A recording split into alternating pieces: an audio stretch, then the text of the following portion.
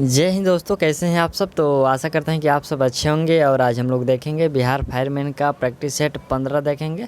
इससे पहले हम लोगों ने जो है 14 तक कंप्लीट कर लिया है। यदि आपको किसी भी प्रश्न में दिक्कत हो तो आप लोग कमेंट करिएगा।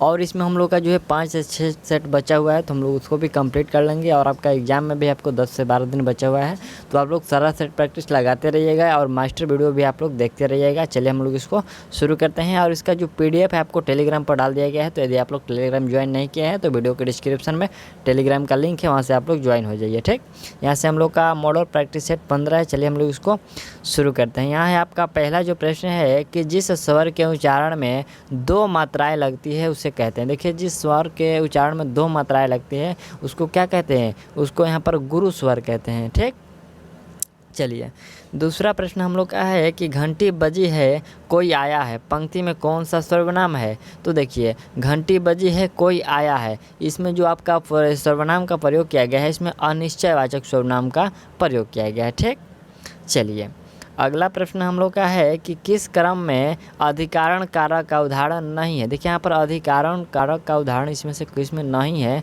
तो आपका यह सुधीर का पेन है। ठीक, यह सुधीर का पेन है, इसमें अधिकरण कारक नहीं है। ठीक, चलिए अगला प्रश्न हम लोग का है कि किस क्रम में यहाँ पर सकर्मक क्रिया नहीं है? देखिए, इस चारों में से देखना है कि आपको किस में सकर्मक क्रिया नहीं है। तो हालांकि इसमें आपका जो है कि रणधीर बहुत देर से टहल रहा है, इसमें कोई सकर्मक क्रिया नहीं है। ठीक, चलिए अगला 5वें नंबर प्रश्न हम लोग का है कि किस क्रमांक में खिड़की का पर्यायवाची चिन्ह नहीं है? देखिए यहाँ पर किस क्रमांक में खिड़की का पर्यायवाची चिन्ह नहीं है, तो आपका राइट आंसर होगा ये जो द्वार होता है ये खिड़की का पर्यायवाची चिन्ह नहीं है। बाकी सब यहाँ पर जो दिया गया है यहाँ पर वातायन, गवाक्ष और यहाँ पर झरोखा, ये सभी जो है खिड़की का पर्यायवाची शब्द है। ठीक, चलिए अगला प्रश्न हम लोग का है कि किस क्रमांक में सभी पर्यायवाची शब्द, यहाँ पर सभी पर्यायवाची सही है।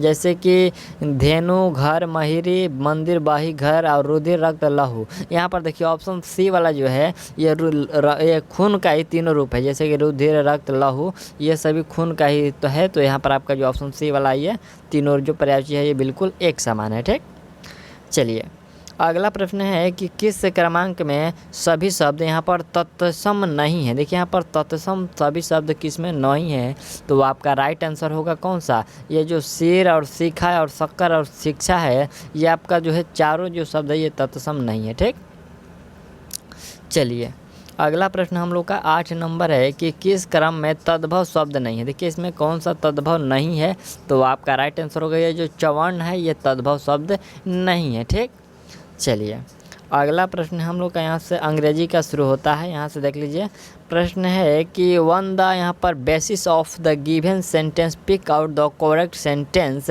Convert in future tense from the यहाँ पर गिवन ऑप्शन। देखिए इसको आपको फ्यूचर टेंस में चेंज करना है कि a few scholars left Karachi for यहाँ पर ए बोर्ड। तो इसको जब हम लोग इसको फ्यूचर टेंस में चेंज करेंगे तो होगा, इसमें पहले फ्यूचर टेंस का होता है कि प्लुरल सब्जेक्ट होता है, विल भी होता है और विल होता है, उसके बाद V1 होगा। ठीक, तो इसमें हम लोग का कौन सा होगा? ऑप्शन आपका 3 है कि a few scholars will lives Karachi for यहाँ पर अवार्ड। यहाँ पर ऑप्शन जो आपका 3 है वो आपका सही है। ठीक, चलिए 10 नंबर प्रश्न हम लोग का है कि on the basis of the given sentence pick out the correct sentence convert in negative from the given option. देखिए आपको नेगेटिव में चेंज करना है। करें कि she wear simple cloth, she wear simple cloth, इसको जब हम लोग नेगेटिव में चेंज करेंगे तो यह होगा सी डज नॉट, क्या होगा? She does not wear simple clothes. ठीक, यहाँ पर सिंपल क्लॉथ्स ऑप्शन आप लोग सी कर लीजिएगा। और चलिए 11 नंबर जो हम लोग का प्रश्न है, यहाँ पर एंटोनिम दिला है। एंटोनिम का मतलब कि विलोम शब्द। तो जैसे कि यहाँ से प्रोफेशनल है, तो प्रोफेशनल का यहाँ पर विलोम क्या हो जाएगा? प्रोफेशनल का यहाँ पर एमेट्योर होगा। क्या होगा? एमेट्योर का मतलब देखिए, प्रोफेशनल का मतलब होता है व्यावसायिक, पेशावर या फिर व्यवसाय, यहाँ पर व्यापारिक। तो इसका हम लोग विलोम कर सकते हैं जो है एमेट्योर जो होगा। एमेट्योर का मतलब होता है आपका शौकीन होता है, अव्यवसायी होता है। ठीक, तो ये आपका ऑप्शन जो 3 है वो सही है। चलिए अगला 12 नंबर है कि फाइंड द सिनोनिम ऑफ। यहाँ पर देखिए ट्रैफिक, यहाँ पर ट्रैफिक का मतलब यहाँ पर आपको सिनोनिम दिया है। ट्रैफिक का मतलब क्या होता है? भयानक होता है, डरावना होता है, आश्चर्यजनक होता है। तो यहाँ पर हम लोग क्या करते हैं, यहाँ से हम लोग इसका सिनोनिम एक्सीलेंट कर सकते हैं। एक्सीलेंट का मतलब होता है भयानक, या फिर भयानक तो होता है ट्रैफिक का, तो इसका पर्यायवाची हम लोग ले सकते हैं ये अति उत्कृष्ट होता है। क्या होता है? एक्सीलेंट का मतलब अति उत्कृष्ट। ठीक, चलिए अगला प्रश्न हम लोग का है कि find out which part of the sentence has an error, if there is no error their answer is 4। आपको कह रहा है कि सेंटेंस में देखिए कहाँ पर गलत है, और यदि गलत नहीं है तो आप आंसर डी को लगाकर चले जाइए। तो क्या होगा कि इसमें the school is with in यहाँ पर 100 यार्ड्स फ्रॉम माई हाउस, या फिर नो एरर। तो इसमें हम लोग का क्या होगा कि देखिए द स्कूल इज, यहाँ पर द स्कूल के जगह पर हम लोग का किसका प्रयोग होगा? द स्कूल, यहाँ पर द के जगह पर व्हेन अ का प्रयोग होगा। क्या होगा? द के जगह पर व्हेन अ का प्रयोग होगा, तो भी ये सही होगा, न तो ये अभी गलत है। ठीक, ऑप्शन इसमें आपका ए जो है वो गलत है। अगला प्रश्न देख लीजिए हम लोग का है कि choose the option that describe the, यहाँ पर मीनिंग ऑफ, यहाँ पर फॉलोइंग एडम्स और फ्रेज। इस मुहावरे का देखिए आपको एडम और फ्रेज का है कि the pros and cons. The pros and cons का मतलब क्या होता है? बुरा भला होता है। तो इसका पर्यायवाची हो जाएगा कि good and evil. Good and evil का मतलब होता है कि भाला बुरा, ये भाला बुरा इसका भी मतलब होता है, और इसका मतलब भी भाला बुरा ही होता है। ठीक, भला मतलब अच्छा, बुरा मतलब ख़राब होता है, तो वही इसका आपको शब्द स्पष्ट कर रहा है। ठीक, चलिए अगला यहाँ से हम लोग का 15 नंबर प्रश्न है कि in the following question idioms, यहाँ पर आइडेंटिफाई द करेक्ट सेंटेंस। देखिए इसमें हम लोग का 4 ऑप्शन दिया गया है, तो इसमें आपको सही पहचाना है कि कौन सा है। तो हालांकि ऑप्शन इसमें आपका ए सही है कि make a special note of any special characteristic that a word has hide. तो इसका मतलब होगा कि किसी शब्द की किसी विशेषता पर जो है विशेष ध्यान दे, यही इसका हिंदी हुआ। ठीक, चलिए अगला प्रश्न हम लोग देख लेते हैं। यहाँ से आपका देख लीजिए, यहाँ पर हम लोग का कूट भाषा में भी देना है, तो इसमें क्या होगा कि ऑप्शन आपका ओनली जो ए है वो सही है। ठीक, चलिए अगला प्रश्न हम लोग का 16 नंबर है कि सामाजिक अध्ययन। देखिए यहाँ पर भारत में त्रिस्तरीय पंचायती राज प्रणाली का जो है प्रस्ताव किसने किया था? तो इसका जो प्रस्ताव है किया गया था बलवंत राय मेहता समिति के द्वारा। ठीक, ऑप्शन आप लोग ए कर लीजिएगा, बलवंत राय मेहता समिति के द्वारा। ठीक, चलिए अगला प्रश्न हम लोग का 17 नंबर है कि संवैधानिक प्रणाली के, यहाँ पर संवैधानिक प्रणाली के असफल हो जाने पर किस राज्य में जो है राष्ट्रपति शासन, यहाँ पर राष्ट्रपति शासन संविधान की धारा के अंतर्गत लागू किया जाता है? तो यह किस धारा के अंतर्गत? यह आपको 356 के अंतर्गत यहाँ पर राष्ट्रपति शासन जो है लागू किया जाता है। ठीक, चलिए अगला प्रश्न है कि नीलगिरी पहाड़ियाँ किस राज्य में है? तो ये नीलगिरी की जो पहाड़ियाँ है आपको तमिलनाडु में है। ठीक, अगला प्रश्न है कि प्रसिद्ध पुस्तक यहाँ पर गीत गोविंद किसने लिखा था? तो गीत गोविंद के लेखक आपको जयदेव हैं। ठीक, ऑप्शन आप लोग भी कर लीजिएगा। और यहाँ से देख लीजिए 20 नंबर प्रश्न है कि भारतीय कृषि क्षेत्र में अधिक उपज वाली किस्मों का जो है कार्यक्रम कब शुरू किया गया था? तो अधिक उपज वालों का जो है 1966 में जो है शुरू किया गया था। ठीक, चलिए अगला प्रश्न हम लोग का है कि भूरी क्रांति किसे कहते हैं? देखिए यहाँ पर भूरी क्रांति है, तो यह भूरी क्रांति आपको भारत में खाद्य प्रसंस्करण एवं शीतल पेय, यहाँ पर शीतल पेय के उद्योगों के विकास को यहाँ पर भूरी क्रांति कहते हैं। ठीक, चलिए अगला प्रश्न हम लोग का है कि किसी निश्चित समय अवधि में किसी देश में उत्पादित वस्तुओं और सेवाओं के कुल मूल्य को कहते हैं, क्या कहते हैं? तो इसको राष्ट्रीय आय कहते हैं। ठीक, अगला पॉइंट हम लोग का है कि भारतीय कृषि का किसी महत्वपूर्ण स्तर तक यांत्रिकरण किस कारण से संभव नहीं है? तो यह जो आपका संभव नहीं है, आपको छोटे जोतों के क्षेत्रों में यह संभव नहीं है। ठीक, चलिए अगला प्रश्न हम लोग का है कि भारतीय संविधान का कौन सा जो अनुच्छेद है जो कि लोक सेवा आयोगों के कार्यों से संबंधित है? देखिए यहाँ पर लोक सेवा आयोगों के कार्यों से जो संबंधित है वो आपको अनुच्छेद 320 है। ठीक, ऑप्शन आप लोग बी कर लीजिएगा। अगला यहाँ से हम लोग का पॉइंट है कि निम्नलिखित में से कौन सी मृदा कपास के लिए सर्वोत्तम है? देखिए कपास के लिए जो सर्वोत्तम है आपका रेगड़ मृदा, जिसको रेगड़ मृदा है ये आपको कपास के लिए उपयुक्त होती है। ठीक, यहाँ पर कपास, यहाँ पर रेगड़ मृदा काली मिट्टी को ही रेगड़ मिट्टी कहते हैं। ठीक, चलिए अगला प्रश्न हम लोग का है कि प्रथम यूरोपीय देश का नाम बताइए जिसने भारत के साथ व्यवसाय करने के लिए यहाँ पर ज्वाइंट स्टॉक कंपनी की शुरुआत की। ज्वाइंट स्टॉक कंपनी का शुरुआत जो है पुर्तगाल के द्वारा किया गया था, और ये पुर्तगाल की स्थापना जो है कब किया गया था, तो ये पुर्तगाल जो हमारे भारत आए हुए थे वो 1498 में आए थे। कौन आया था, तो वास्को डी गामा। ठीक, चलिए उसके बाद यहाँ पर ब्रिटिश आए, उसके बाद डच आए, और उसके बाद यहाँ पर फ्रांसीसी आए। चलिए अगला यहाँ पर हम लोग का प्रश्न है कि चरक किसके प्रसिद्ध यहाँ पर दरबारी चिकित्सक थे, तो चरक जो थे ये आपको कनिष्क के राज दरबारी थे। ठीक, चलिए अगला प्रश्न हम लोग का यहाँ से 28 नंबर है कि निम्नलिखित में से कौन सा एक भारत का तेल क्षेत्र सबसे प्राचीन है और अभी भी तेल उत्पादन करता है। कौन है, तो वह है आपका डिगबोई। डिगबोई कहाँ पर है, तो ये आपको डिगबोई जो है ये असम में है। ठीक, ये अभी भी आपको तेल का उत्पादन करता है। अगला प्रश्न हम लोग का है कि रामायण का जो है अनुवाद फारसी में किसने किया था, तो रामायण का भी अनुवाद फारसी में हो चुका है और यह किया गया था बदायूनी के द्वारा। ठीक, किसके द्वारा, बदायूनी के द्वारा।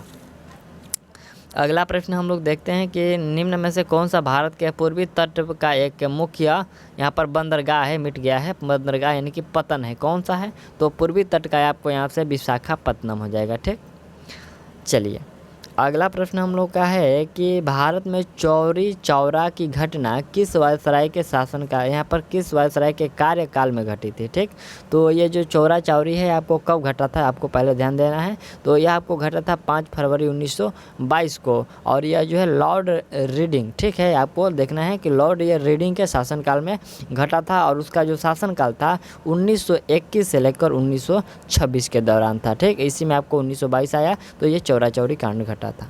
चलिए अगला प्रश्न हम लोग है कि रामकृष्ण मिशन के यहाँ पर संस्थापक कौन है, तो इसके संस्थापक हैं स्वामी विवेकानंद। ठीक, चलिए कब किया था इसका स्थापना, तो ये 1897 में किए थे। ठीक, 1897 में रामकृष्ण मिशन की स्थापना हुआ।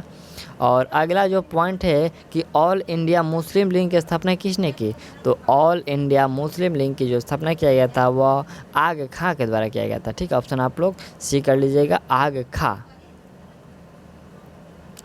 चलिए अगला प्रश्न हम लोग का है कि भारत के नियंत्रक और महालेखा परीक्षक यहाँ पर CAG का जो है कार्यकाल कितने वर्ष का रहता है, तो इनका कार्यकाल 6 वर्षों का रहता है। ठीक, चलिए अगला प्रश्न है कि भारत में डल झील कहाँ स्थित है जी, तो डल झील जो आपका जम्मू कश्मीर में है। ठीक, चलिए अगला प्रश्न हम लोग का 36 नंबर है कि निम्नलिखित में से कौन से संघ शासित प्रदेश में इसका यहाँ पर अपना उच्च न्यायालय है। देखिए यहाँ पर उच्च न्यायालय संघ शासित यहाँ पर थोड़ा सा मिट गया है, थोड़ा सा कट गया है, तो आप लोग एडजस्ट कर लीजिएगा। यहाँ से आपका संघ शासित प्रदेश में कौन सा हो जाएगा, आपका यहाँ पर दिल्ली में है। ठीक, उच्च न्यायालय कहाँ पर है, दिल्ली में है। अगला है कि भारत में गांधी इरविन संधि कब पारित की गई थी, तो गांधी इरविन जो है आपको 1931 में पारित किया था, 5 मार्च 1931। चलिए अगला प्रश्न है कि फिलीपींस की मुद्रा कौन सी है, फिलीपींस की मुद्रा कौन सी है, तो आपका राइट आंसर होगा ये पेसो जो है ये फिलीपींस की मुद्रा है। और क्यात जो है यहाँ पर यह आपका कहाँ की है, ये म्यांमार की है। और रुपया है जो कहाँ की है, ये भारत पाकिस्तान श्रीलंका की है। और येन यहाँ पर है, तो येन जो होता है आपको जापान की मुद्रा है। ठीक, अगला प्रश्न है कि निम्नलिखित में से कौन भारत का प्रथम वायसराय था। देखिए भारत का प्रथम वायसराय आपको लॉर्ड कैनिंग थे। ठीक, लॉर्ड कैनिंग जो थे वो भारत के प्रथम वायसराय थे। और नेक्स्ट प्रश्न देख लीजिए कि चित्तरंजन जो कि पश्चिम बंगाल किस लिए प्रसिद्ध है। चित्तरंजन एक जो है जगह है, ठीक है, और यह किस लिए प्रसिद्ध है, तो यह आपको जो है यहाँ पर लोकोमोटिव इंडस्ट्रीज के लिए वो प्रसिद्ध है। ठीक, चलिए अगला प्रश्न हम लोग का 41 नंबर है कि राज्यसभा के प्रथम अध्यक्ष कौन थे, तो प्रथम अध्यक्ष आपको सर्वपल्ली राधाकृष्णन थे। ठीक, राज्यसभा के प्रथम अध्यक्ष तो सर्वपल्ली राधाकृष्णन। और अगला प्रश्न हम लोग का है कि विश्व शांति स्तूप स्थित है कहाँ पर, तो विश्व शांति स्तूपा जो स्थित है वह आपको राजगीर में है। अगला कि नोबेल पुरस्कार पाने वाले प्रथम भारतीय कौन थे, तो प्रथम भारतीय जो थे आपके रविंद्रनाथ टैगोर, उनको 1913 में मिला था। ठीक, नोबेल पुरस्कार उनको कब मिला था, 1913 में। और यह जो मिला था उनको गीतांजलि के लिए मिला था। ठीक, उनकी एक कृति है गीतांजलि, उन्हीं के लिए मिला था। और अगला प्रश्न हम लोग का है कि भूखंड के दृष्टिकोण से विश्व में भारत किस नंबर पर। देखिए यहाँ पर भूखंड की दृष्टि से जो भारत का स्थान है वह आपको 7वें नंबर पर है। ठीक, चलिए अगला प्रश्न हम लोग का यहाँ से 45 नंबर है कि निम्नलिखित में से किस राज्य में पंचायती राज संस्था बिल्कुल ही नहीं है। ठीक, तो बिल्कुल ही नहीं है ये आपको कहाँ पर, नागालैंड में ऐसा कुछ भी नहीं है। ठीक, चलिए अगला प्रश्न है कि भारतीय संविधान के किस अनुच्छेद में दिया हुआ है कि संसद में जो है लोकसभा, राज्यसभा और राष्ट्रपति समाविष्ट है। तो यह आपको किस में, यहाँ पर किस अनुच्छेद में वर्णन किया गया है, तो यह अनुच्छेद आपका 79 में वर्णन किया गया। ठीक, चलिए अगला प्रश्न है कि भारत में यहाँ पर भाप से चलने वाले इंजनों का निर्माण कब से बंद कर दिया गया। तो भाप से चलने वाले इंजनों का जो निर्माण है भारत में, यह आपको 1972 से ही बंद कर दिया गया है। ठीक, चलिए अगला प्रश्न हम लोग का है कि भारत में जो है यहाँ पर बंदा थंगल पक्षी विहार कहाँ स्थित है। यहाँ पर बंदा थंगल जो पक्षी विहार है ये कहाँ में है, तो ये आपको केरल में, ठीक, सॉरी केरल नहीं है, तमिलनाडु में। ठीक, ऑप्शन आप लोग 3 कर लीजिएगा। यह कहाँ पर है, ये तमिलनाडु में है। अगला प्रश्न हम लोग का रिक्त स्थान क्या है कि ने राज्य का एकीकरण किया था। किसने किया था जी, तो सरदार पटेल के द्वारा जो है राज्यों का एकीकरण किया गया था। अगला प्रश्न हम लोग का है कि महावीर किस राज्य परिवार में पैदा हुए थे। तो महावीर जी थे वो आपको क्षत्रिय, ठीक है, यहाँ पर क्षत्रिय परिवार में 540 ईस्वी में उनका जन्म हुआ था। चलिए अगला प्रश्न हम लोग का है कि यहाँ पर सूर्य पूर्व दिशा में, तो सूर्य पूर्व दिशा से उगता है और पश्चिम में डूबता है, इसका कारण क्या है। तो देखिए इसका कारण होता है आपको पृथ्वी की अपनी धुरी पर है घूर्णन। ठीक है, इसलिए आपको जो सूरज पूर्व में उगता है और पश्चिम में डूबता है। ठीक, चलिए अगला यहाँ से हम लोग का पॉइंट है कि यहाँ पर महाराजा धीराज की पदवी पाने वाला जो प्रथम गुप्त शासक निम्न में से कौन थे। तो जो महाधीराज की उपाधि पाए हुए थे आपको समुद्रगुप्त प्रथम थे। ठीक, ऑप्शन आप लोग ए कर लीजिएगा।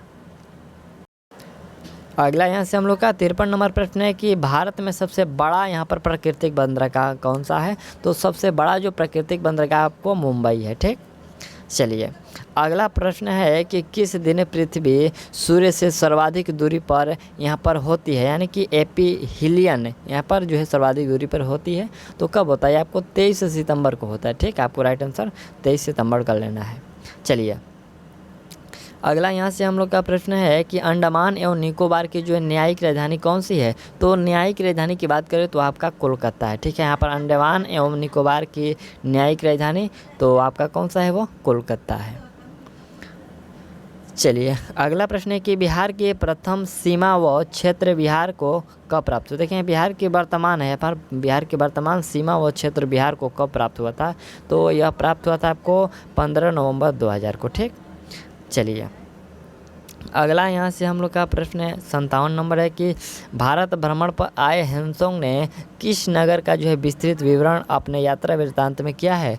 तो वह अपने यात्रा वृत्तांत में जो विवरण किए हैं वह किया है आपको पाटलिपुत्र का। ठीक, चलिए अगला प्रश्न है कि वर्ष 1956 में जो है राज्य पुनर्गठन के समय बिहार में कितने जिले थे। यहाँ पर देखिए 1956 के समय बिहार में कितने जिले थे जी, तो उस समय जिलों की संख्या 17 थी। ठीक, चलिए अगला प्रश्न है कि बिहार केसरी किसे कहा जाता है। तो बिहार केसरी यहाँ पर कृष्ण सिंह को कहते हैं। अगला प्रश्न हम लोग का है कि बिहार की यहाँ पर प्रथम फिल्म कौन सी है। प्रथम फिल्म आपको बताना है, तो आपका राइट आंसर क्या होगा, यहाँ पर पुनर्मिलन। यह जो पुनर्मिलन है बिहार की प्रथम फिल्म है जो कि 1931 में यहाँ पर प्रकाशित हुई थी, निर्माण हुआ था इसका। ठीक, चलिए अगला प्रश्न देखा जाए हम लोग का यहाँ से समान विज्ञान का प्रश्न स्टार्ट होता है। 61 नंबर है कि निम्न परिपथ में आम मीटर द्वारा रिकॉर्ड की गई धारा। देखिए पहले आप लोग इसको ग्राफ को देख लीजिए और इसमें आपको जो है आम मीटर के द्वारा, यहाँ पर आम मीटर है, आम मीटर के द्वारा रिकॉर्ड की धारा कितनी है। चलिए यहाँ से आप लोग ऑप्शन देख लेते हैं। यहाँ पर हम लोग का है कि 0.25 एम्पियर, यहाँ पर फिर 0.5 एम्पियर, 0.75 एम्पियर और यहाँ पर 1 एम्पियर। कौन सा होगा, तो इसमें हम लोग का राइट आंसर होगा 0.5 एम्पियर होगा। ठीक, ऑप्शन आपका जो बी है वो करेक्ट है। चलिए अगला प्रश्न हम लोग देखते हैं कि प्राकृतिक गैस की रचना है। यहाँ पर प्राकृतिक गैस की संरचना है कैसी है।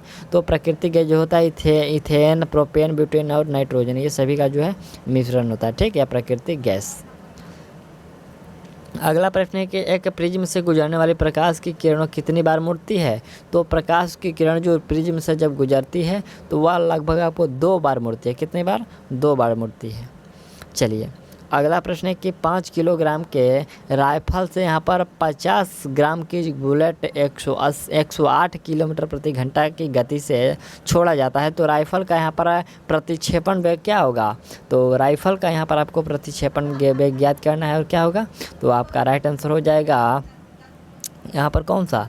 आपका राइट आंसर होगा 0.3 मीटर प्रति सेकंड, जो कि ऑप्शन आपका 3 जो है ये सही है। ठीक, चलिए अगला प्रश्न हम लोग का है कि जस्ता के कुछ टुकड़ा पर तनु जो है गंधक अम्ल डाला जाता है, तो निम्नलिखित में से क्या सत्य है? ठीक है, यहाँ पर देखिए जस्ते के टुकड़े पर आपको थोड़ा सा जो है तनु जो है गंधक अम्ल डाला जाता है, तो इसमें आपको जो कौन सा प्रक्रिया होगा वही आपको देखना है। ठीक, यह है कि यह एक भौतिक परिवर्तन है, जस्ता घुल जाता है।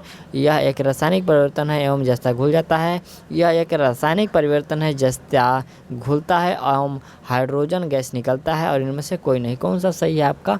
तो इसमें हम लोग का सही कौन सा है कि देखिए यह एक रासायनिक परिवर्तन है, जस्ता घुलता है और जो है हाइड्रोजन गैस निकलता है। ऑप्शन आपका सी जो है बिल्कुल इसमें करेक्ट है। ठीक, चलिए अगला प्रश्न देख लेते हैं। यहाँ से हम लोग का 66 नंबर है कि पोटेशियम यहाँ पर डाई क्रोमेट का रासायनिक सूत्र। यहाँ पर हम लोग को पिछले सेट में भी ये प्रश्न आया था कि पोटेशियम जो डाई क्रोमेट का रासायनिक सूत्र क्या होता है?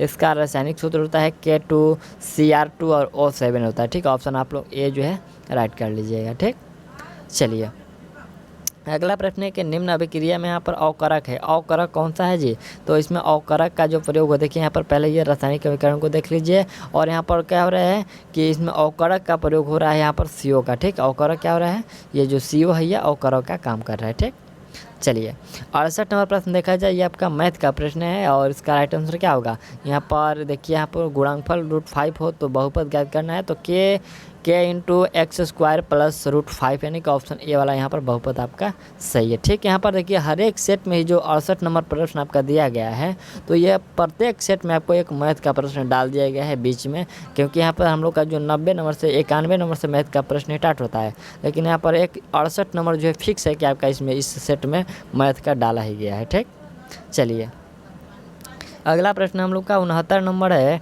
कि निम्नलिखित में से किसे प्रथम विश्व युद्ध में एक रासायनिक हथियार के रूप में प्रयुक्त किया गया था? तो प्रथम विश्व युद्ध में रासायनिक जो हथियार के रूप में प्रयोग किया था, यहाँ पर सरसों वाली गैस का जो प्रयोग किया गया था। ठीक, चलिए अगला प्रश्न हम लोग का है कि संपूर्ण शून्य पर इलेक्ट्रॉन की वांछित ऊर्जा कहलाती है। ये वांछित ऊर्जा क्या कहलाती है? तो यहाँ पर फर्मी ऊर्जा कहलाती है। ठीक, अगला है कि एक बार किसके बराबर होता है? तो एक बार जो होता है वह आपको 10 के पावर 5 PA के बराबर होता है। ठीक, ऑप्शन आप लोग सी कर लीजिएगा।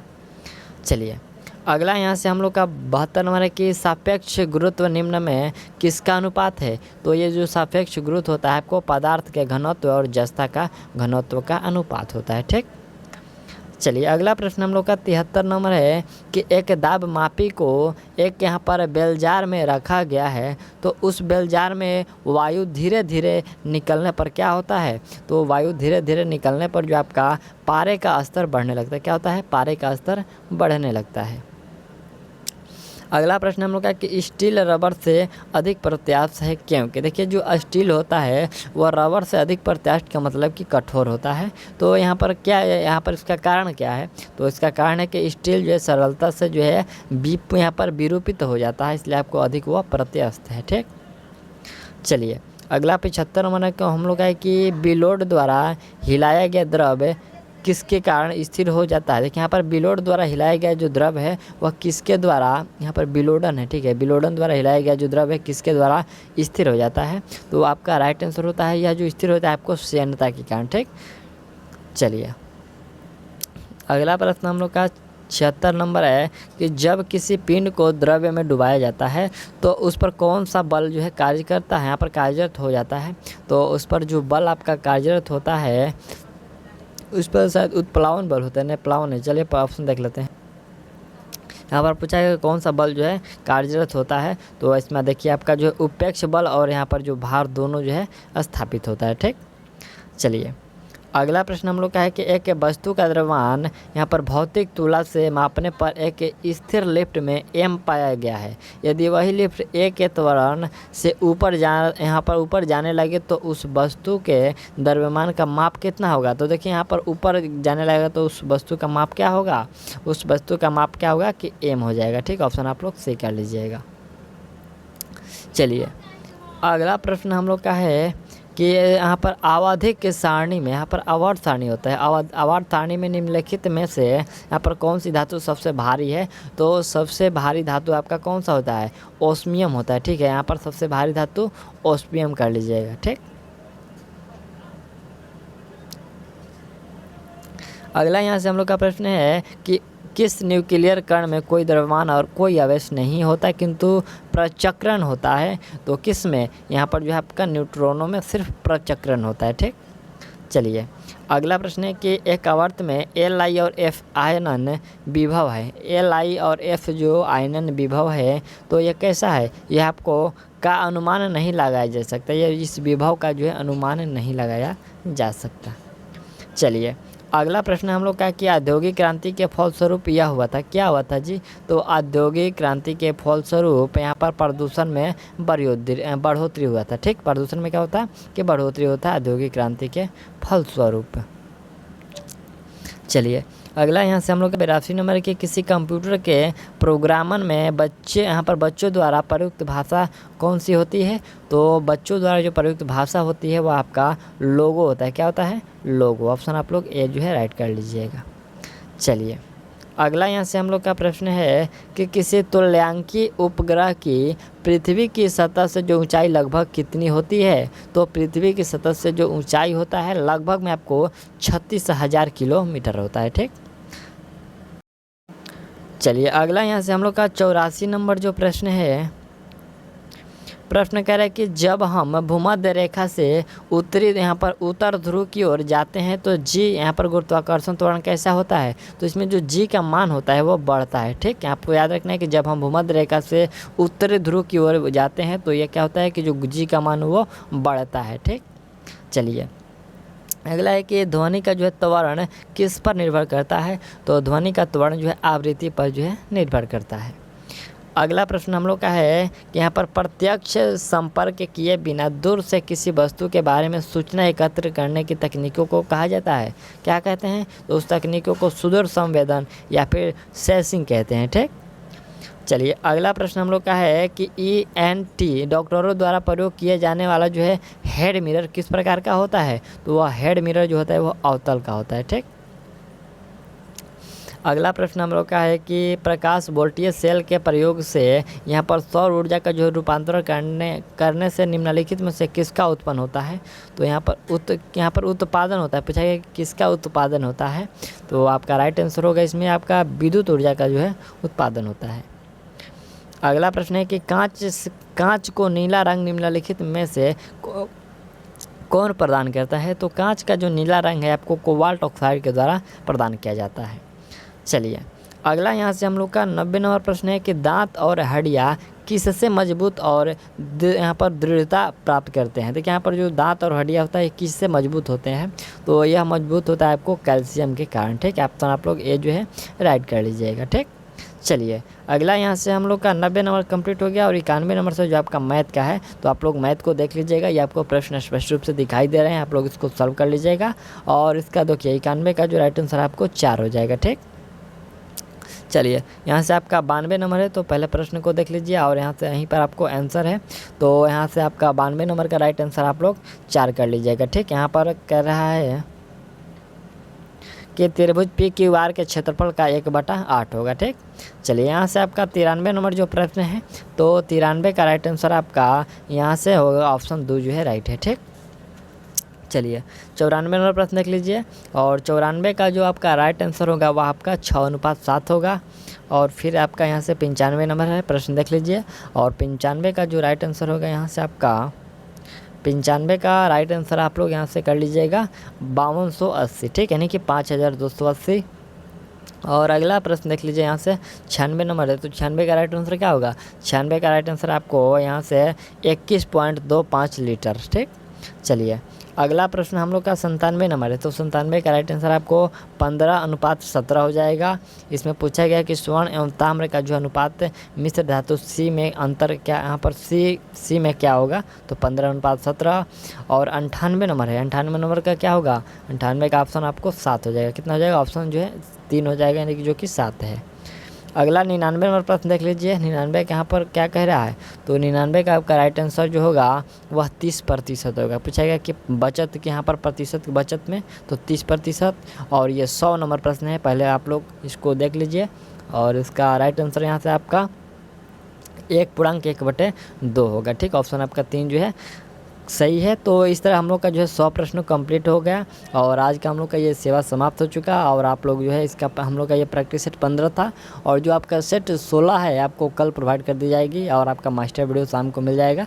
तो आप लोग मास्टर वीडियो भी लगाते रहिएगा। और चलिए मिलते हैं अगले वीडियो में। और आप थोड़ा सा कमेंट कर दीजिए कि आप इसमें कितना सही कर पाए हैं, क्योंकि आपका एग्ज़ाम में बहुत कम समय बचा हुआ है। तो आप लोग अभी से तैयारी में अच्छे से करिएगा, तभी आपका जो है सफल जो मार्क्स कर पाएंगे। 80+ यदि आप करते हैं तो बहुत ही अच्छा है, या फिर 70 तक भी आपका सही है। ठीक है, यदि आप 70 तक स्कोर कर लेते हैं तो आप लोग सेफ जोन में रहेंगे, अन्यथा आप लोग थोड़ा सा देख लीजिएगा, थोड़ा सा तैयारी अच्छे से आप लोग करिए। ठीक है, तो मिलते हैं अगले वीडियो में और तब तक के लिए थैंक्स, ऑल दी बेस्ट।